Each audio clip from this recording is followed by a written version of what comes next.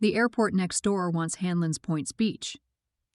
Ontario's expansion plan puts Canada's only officially designated nude beach east of Vancouver at risk. Federal consultation closes July 24th. Hanlan's Point Beach in Toronto is Canada's oldest surviving queer space, the site of the country's first Pride gathering in 1971, and the only officially designated clothing-optional beach in eastern Canada. It has survived police raids, development schemes, and a decade of shoreline erosion. Now it faces a different kind of threat. An airport expansion plan, backed by the Ontario provincial government, enabled by legislation that gives the province power to seize virtually all of the Toronto Islands, and driven in part by a Wall Street investment fund with a financial stake in the outcome. The federal government is currently accepting public input on the future of Billy Bishop Toronto City Airport through an online consultation, with a direct survey link here. The consultation closes July 24, 2026, less than 2 weeks from now. Any Canadian citizen can submit. Ontario Premier Doug Ford has been pushing since early 2026 to extend the runway at Billy Bishop, which sits just north of Hanlan's Point Beach, to accommodate commercial jets and grow annual passengers from roughly 2 million to 10 million. The Toronto Port Authority, which operates the airport, has put the cost at $4 to $5 billion over 25 years. To make that happen, the province passed Bill 110, the Building Billy Bishop Airport Act, on May 28th.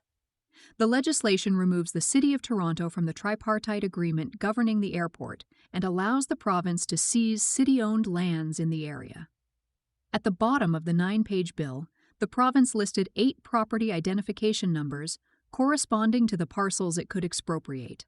Those parcels cover virtually the entire landmass of the Toronto Islands, including Hanlan's Point, Centreville, Ward's Island, the Island School, and the Gibraltar Point Centre for the Arts. The province says it won't take all of that land. The promise isn't legally binding. Bill 110 explicitly exempts itself from Ontario's Expropriations Act, which would otherwise limit the province to taking only what's necessary and guarantee the city certain rights. Toronto Mayor Olivia Chow called the legislation a pure power grab and has promised legal challenges. Chris Glover, a New Democratic Party, member of provincial parliament who represents the area at Queen's Park, held up a map of the affected parcels at a press conference outside the legislature. The island beaches, Hanlan's Point, Centreville, and the Island School are now all at risk. The runway extension would push 900 meters of new landmass westward into Lake Ontario, directly toward Hanlan's Point. A 2015 study commissioned for Air Canada by consulting firm Oliver Wyman concluded there isn't enough space between the current terminal and runway to dock jets, meaning the new runway would have to be located further south, with hangars and infrastructure at the southern end of the airport lands. That configuration, the study found, could eliminate Hanlan's Point's ferry dock and much of the beach itself. The airport's own environmental assessment, commissioned in 2017, withheld from the public, and only released in March 2026, following a Freedom of Information request, found that allowing jets would increase air pollution at levels raising the risk of heart disease, lung cancer, and respiratory illness for nearby residents, and would double the time required to flush sewage from the central waterfront. Norm De Pasquale, chair of the anti-expansion group No Jets Tow, told Extra Magazine, "There will be unbearable construction noise on our central waterfront for 25 years. Then there's who's driving it. The passenger terminal at Billy Bishop has been operated by Newport Aviation since 2015, and by 2019 was fully owned by institutional investors, advised by J.P. Morgan Asset Management, the largest bank in the United States, via a fund registered in the Cayman Islands. Lobbying records show Newport has retained lobbyists to engage both the Ford government and the federal government. NDP leader Marit Stiles has called the expansion all for Wall Street. In 1894, Toronto City Council passed a bylaw designating a section of Hanlan's Point for nude sunbathing and swimming at all times, a designation the INF says predates any other known official nude beach by more than 30 years, making it likely the world's first. The city repealed that designation in 1930 during a wave of moral backlash, but nude use of the beach never really stopped. By the 1980s, Hanlan's was listed in the World Guide to Nude Beaches and Recreation. Official clothing optional status was restored in 1999 and made permanent in 2002. In 2023, following a successful community campaign, Toronto City Council expanded the clothing optional zone to the full 2-kilometer beach, installed cultural signage, and formally recognized Hanlan's as a historic queer space. Canada Post issued a commemorative stamp in May 2025. The INF's formal recognition of the 1894 claim is still pending. All of that applies to a beach that, under the proposed expansion footprint, may not exist in its current form. Hanlan's is the only officially designated clothing-optional beach in eastern Canada. There is no fallback.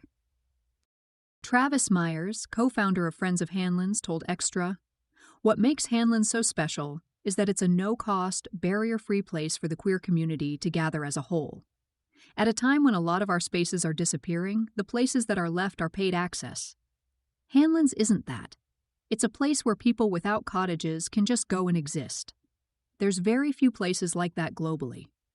It took over 130 years of recognition, revocation, and restoration to get Hanlan's to where it is today. The provincial government now wants the land. The federal government, not the province, holds ultimate authority over whether this expansion proceeds. The Toronto Port Authority is a federal agency, and any runway changes require federal approval. That's where the leverage is. What you can do. Submit to the federal consultation before July 24th. Transport Canada is accepting public input via the direct survey link here. Critics have called the survey questions skewed toward expansion. Submit anyway. A low response from opponents is worse than an imperfect instrument. More information about the public consultation can be found here. Beyond the survey, direct contact with your MP carries more weight. If you're in the Toronto area, MP Ching-Win's Spadina Harbourfront, whose constituency includes Hanlan's Point, is already on record in opposition. And if you're in Toronto on July 26th, NoJets.to is organizing a march and rally at nojets.to. PlanetNude has covered Hanlan's Point since 2023, when the beach successfully defeated a plan to build a permanent concert venue on its shores. That fight was won through documentation, coalition building, and making noise. This one is bigger, and the window is shorter. We hope you're enjoying Planet Nude. If so, please consider a paid subscription. Your membership comes with exclusive content and supports our work. Subscribe at www.planetnude.co.